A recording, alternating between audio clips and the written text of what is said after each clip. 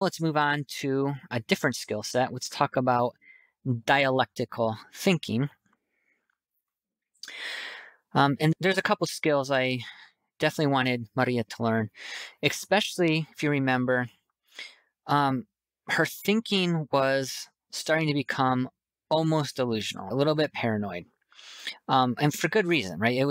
I would definitely see some of her paranoid ideation much more as an artifact of her trauma and PTSD than anything truly psychotic. But nonetheless, it was there. So one skill that I wanted Maria to learn was the TOM. And so, of course, this is yet another acronym.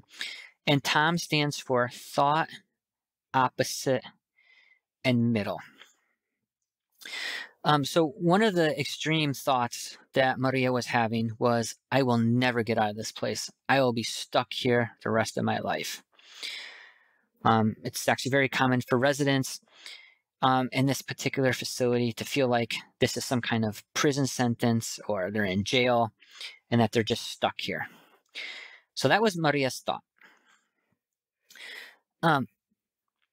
And so what we do in DBT, and this is different than CBT, by the way, what we do in DBT is we simply acknowledge that extreme of thought and simply move on to the complete opposite. So if you've been trained in CBT, then you probably know that what do we do with thoughts that aren't completely accurate or realistic? Well, we're supposed to challenge them, confront them, correct them. So that works with some clients.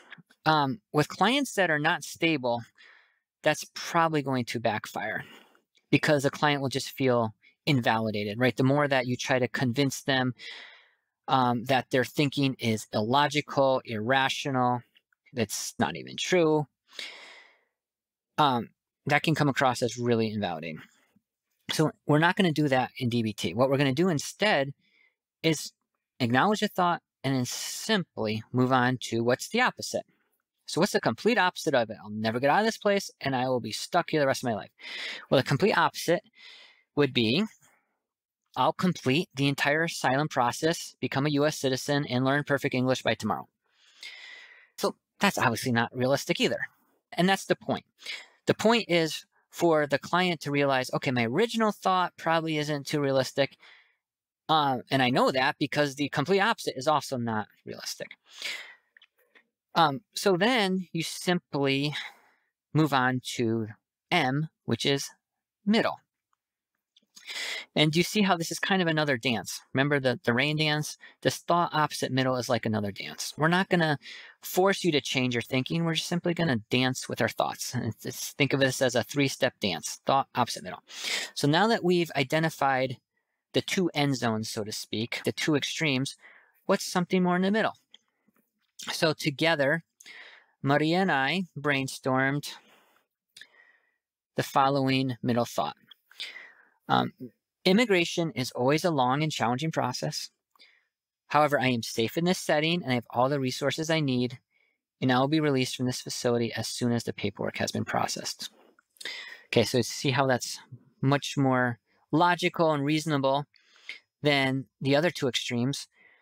But do you also see how we got the client to this place simply by identifying the two extremes and coming more to the middle, not by trying to convince them or twist their arm.